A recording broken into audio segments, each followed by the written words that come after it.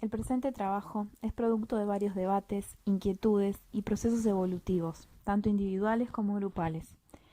Es la culminación de un cuatrimestre inolvidable y muy exigente, donde a pesar de las distancias pudimos encontrarnos y realizar esta producción colaborativa.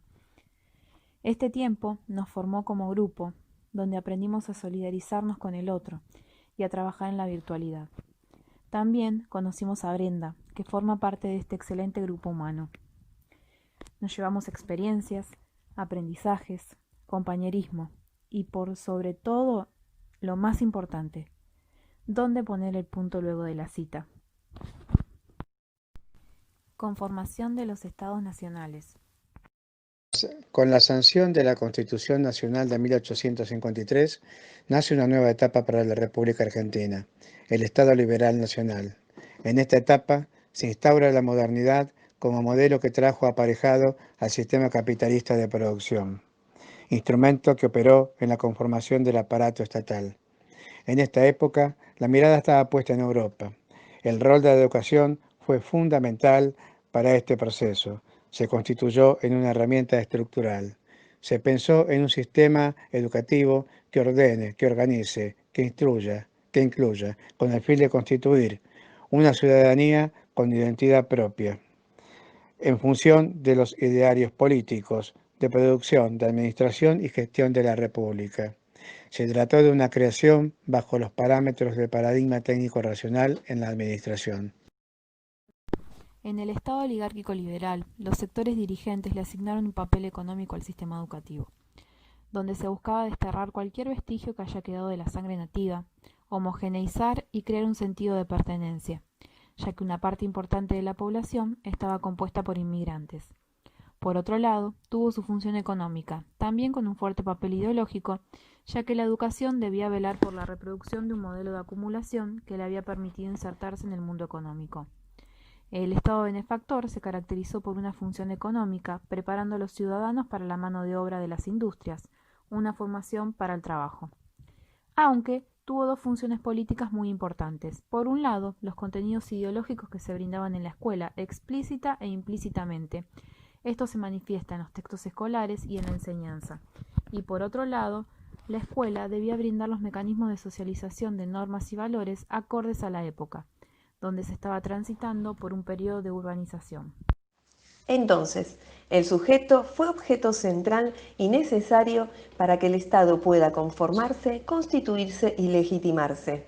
Se necesitó un ciudadano que contribuya a la conformación de una identidad nacional y desde los ideales de igualdad se conformó una supuesta homogeneización social que contradecía a la desigual realidad social existente. Los sectores medios encontraron en el sistema educativo una alternativa eficaz para aumentar sus posibilidades de participación, posibilitando contar con mejores elementos para potenciar su petición por una igualdad social y política plena. Sin embargo, a pesar de los importantes esfuerzos realizados en la ampliación de oportunidades educativas, no alcanzó para que los sectores más postergados de la población puedan acceder y permanecer en el sistema. El gobierno reformista de los 90.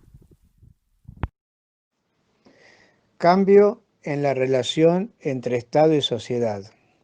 Se produce la reforma del Estado con políticas de ajuste. Se rompe el estado de bienestar. A partir de todo esto, un nuevo modelo es instalado, pasando de lo popular a lo individualista competitivo. El Estado queda sometido al mercado y se va de la burocracia a la posburocracia. Estado postsocial o neoliberal. La educación en esta etapa se constituye en un dispositivo estratégico para el desarrollo de estas políticas. Vuelco hacia la meritocracia, hibridación de la estructura educativa, cambio en los paradigmas y las competencias. En Argentina se impulsó una reforma educativa por medio de la Ley Federal de Educación. Estas políticas modificaron la administración del sistema educativo, introduciendo así un nuevo concepto, la gestión educativa. La función económica estuvo dada al incorporar las políticas de los factores externos, como el Banco Mundial o el FMI, al sistema educativo, trasladando así conceptos, percepciones e ideologías provenientes del mercado. La función política de la educación, entonces, estuvo caracterizada por el desplazamiento del Estado y de sus funciones para dar lugar al mercado. De acuerdo con Giovini, el sujeto forma y es parte de un proceso de pedagogización de la pobreza. La política educativa no acompaña la función pedagógica de la escuela y sus políticas se relacionan con una función socializadora y asistencialista. En esta etapa el sujeto es objeto de políticas asistenciales, depende del Estado y desde su carencia comienza a apropiarse de categorías que profundizan la fragmentación social. Aparecen los vulnerables, aquellos que quedaron fuera del mercado y del consumo. Vulnerables bajo la tutela del Estado para cubrir sus necesidades básicas insatisfechas. El modelo estableció una correlación positiva entre autonomía, calidad y equidad. El sentido de esta relación solo podía sostenerse bajo el supuesto de la existencia de homogeneidad de condiciones institucionales y sociales para el conjunto de las escuelas de un sistema. Para compensar las desigualdades se desarrollaron políticas asistenciales. Un ejemplo fue el Plan Social Educativo. Sin embargo, no produjeron las modificaciones requeridas para una apropiación equitativa de los insumos de calidad. Gobiernos neodesarrollistas.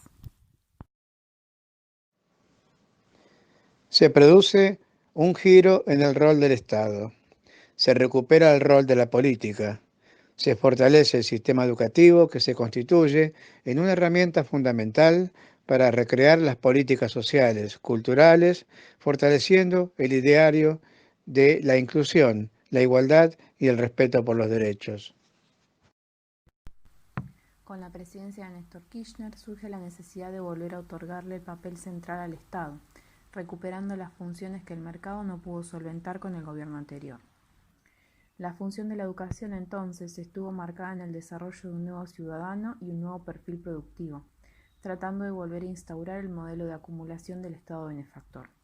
Este periodo estuvo acompañado por una gran cantidad de sanciones de leyes que trataban de alejarse del modelo neoliberal del sistema educativo, como la Ley de Educación Nacional, la Ley de Educación Sexual Integral, entre otras.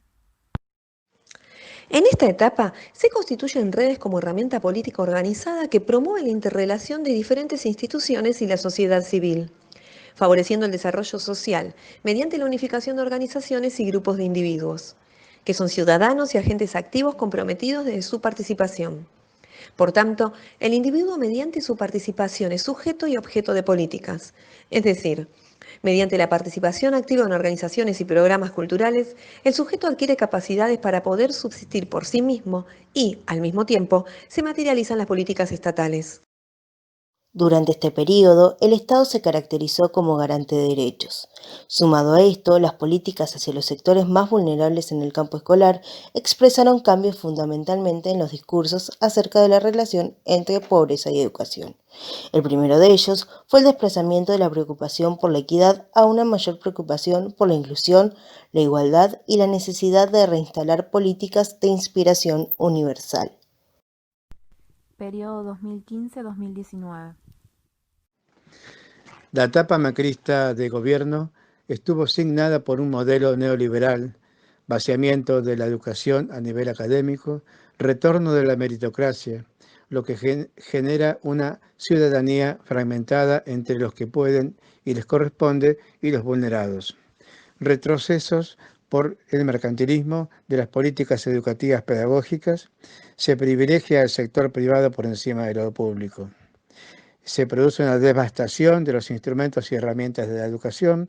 El docente queda instalado en el rol del administrador. Una economía de mercado que favorece a un sector privilegiado de la ciudadanía, profundizando la desigualdad, la pobreza, el desempleo. La función del sistema educativo estuvo dada por la incorporación de conceptos y factores económicos, como la lógica mercantil, donde se caracterizaba a los sujetos como consumidores y la educación como un bien adquirido, la reducción del presupuesto educativo, la calidad educativa a través de las evaluaciones a aprender, los convenios educativos con empresas, entre otros. Además, se incorporan nuevos actores como los CEOs y las ONG, que adquieren una relevancia en el proceso de construcción de políticas educativas. Por ende, la función política de la educación se caracteriza por el laissez-faire del Estado hacia los nuevos actores. Desde la lógica mercantilista y el mérito como principio, se cristaliza la noción de que el esfuerzo puede romper las barreras sociales, económicas y culturales.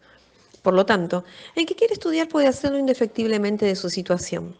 De este modo, se visibilizan las desigualdades que prevalecen en el tejido social y se enjuician a los sectores vulnerables.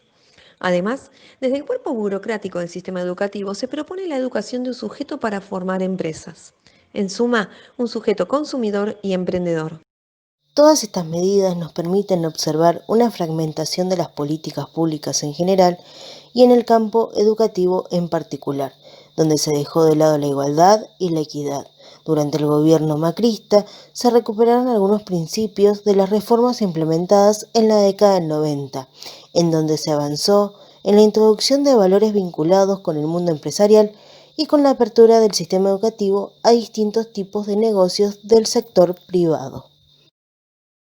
A través del presente trabajo se intentó evidenciar cómo las políticas educativas interpelan la vida de las personas que conforman la sociedad, cómo la gestión y administración educativa es y hace los resultados de las políticas, y que de acuerdo a la concepción que se tenga sobre la administración y gestión, se puede contribuir o perjudicar a la educación.